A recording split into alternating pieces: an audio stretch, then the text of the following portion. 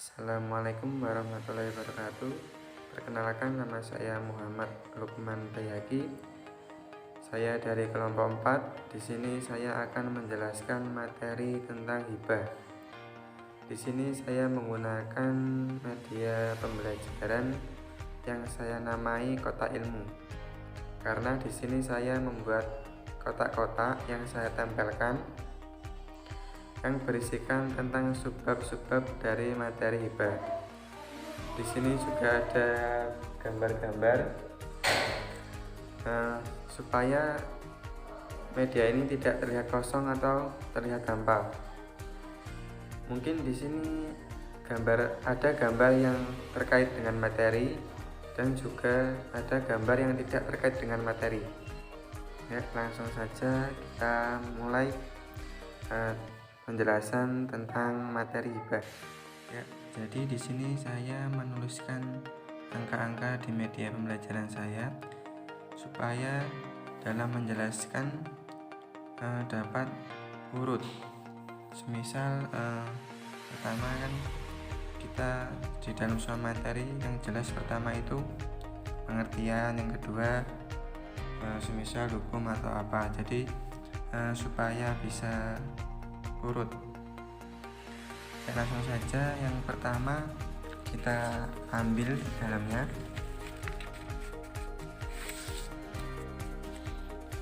Yang pertama yaitu pengertian dari hibah.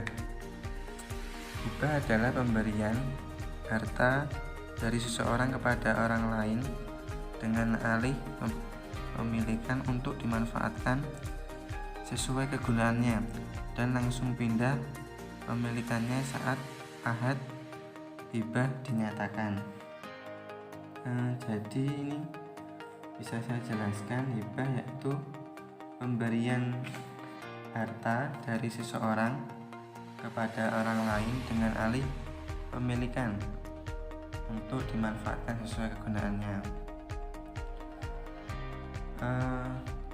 Di dalam syarah sendiri menyebutkan hibah mempunyai arti akad yang pokok persoalannya, pemberian harta milik seseorang kepada orang lain di waktu dia hidup tanpa adanya imbalan.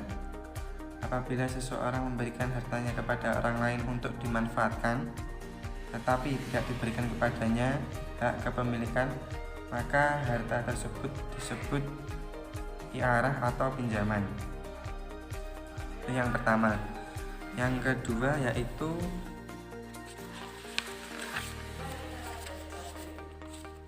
hukum hibah.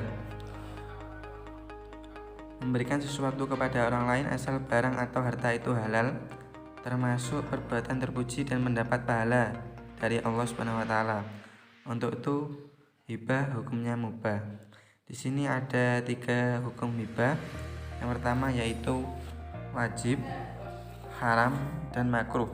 Maksudnya yaitu yang wajib, hibah yang diberikan kepada istri dan anak hukumnya wajib sesuai dengan kemampuannya. Rasulullah SAW bersabda, bertakwalah kalian kepada Allah dan adillah terhadap anak-anak kalian. Yang kedua yaitu haram. Maksudnya yaitu hibah hukumnya akan menjadi haram apabila harta yang telah dihibahkan ditarik kembali. Yang ketiga yaitu makruh. Maksudnya yaitu menghibahkan sesuatu dengan maksud mendapatkan imbalan sesuatu yang baik, berimbang maupun lebih banyak hukumnya. Itu adalah makruh. Jadi menghibahkan sesuatu tetapi tidak diniati dengan hati yang ikhlas. Selanjutnya yang ketiga yaitu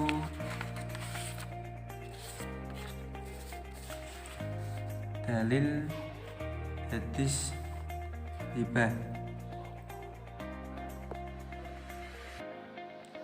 Dari Khalid bin Adi, sesungguhnya Nabi Muhammad SAW telah bersabda, barang siapa yang diberi oleh saudaranya kebaikan dengan tidak berlebih-lebihan dan tidak ia minta, hendaklah diterima, jangan menolaknya. Sesungguhnya yang demikian itu pemberian yang diberikan Allah padanya. Hadis riwayat Ahmad. Itu merupakan hadis yang terkait dengan hibah. Selanjutnya yang keempat yaitu rukun hibah. Rukun hibah ada 4, yaitu pemberi hibah, penerima hibah, barang yang dihibahkan, dan akad atau ijab dan qabul. Yang pertama yaitu pemberi hibah atau wahib. Jadi syarat-syarat pemberi hibah adalah sudah balik, dilakukan atas dasar kemauan sendiri, dibenarkan melalui tindakan hukum, dan orang yang berhak memiliki barang tersebut. Yang kedua yaitu penerima hibah. Syarat-syarat penerima hibah yang pertama yaitu hendaknya penerima hibah itu terbukti adanya pada waktu dilakukannya hibah. Apabila tidak ada secara nyata atau hanya ada atas dasar perkiraan, maka itu tidak sah dilakukan hibah kepadanya. Yang ketiga yaitu barang yang dihibahkan. Syarat-syarat barang yang dihibahkan yaitu jelas terlihat wujudnya, jadi harus benar-benar nyata. Barang yang selanjutnya, barang yang dihibahkan memiliki nilai atau harga betul-betul milik pemberi hibah dan dapat dipindahkan status kepemilikannya dari tangan pemberi hibah kepada penerima hibah. Yang terakhir yaitu ijab dan qabul. Misalnya si penerima menyatakan, saya hibahkan atau kuberikan tanah ini kepadamu, dan si penerima menjawab, ya saya terima pemberian saudara. Itu merupakan rukun-rukun hibah. Selanjutnya yang kelima yaitu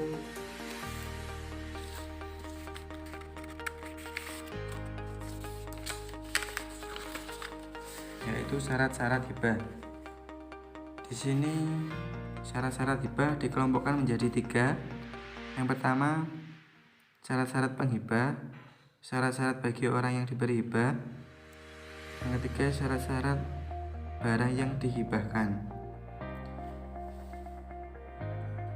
Syarat-syarat penghibah ada 4. Yang pertama yaitu penghibah memiliki apa yang dihibahkan.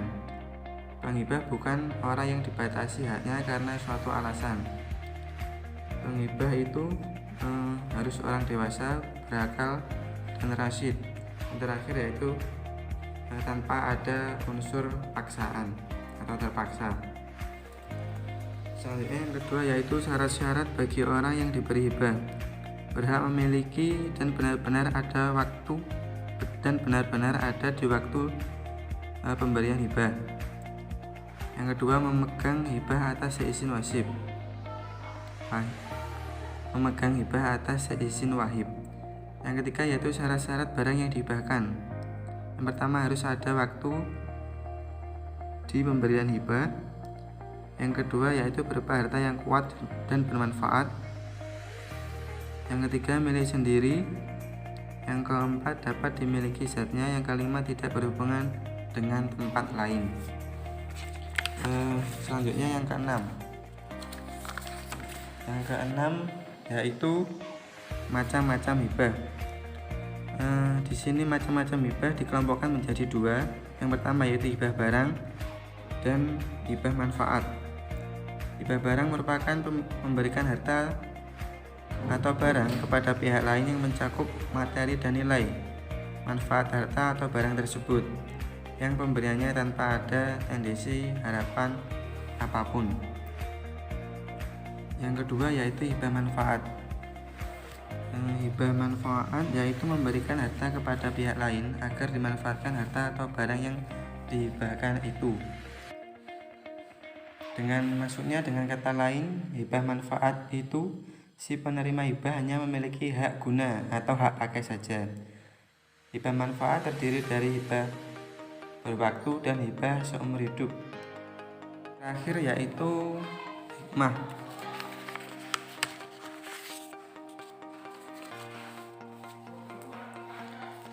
Hikmah dari hibah ada 4. Yang pertama yaitu menumbuhkan rasa kasih sayang kepada sesama, menumbuhkan sikap saling tolong-menolong, dapat mempererat tali silaturahmi, menghindarkan diri dari berbagai malapetaka.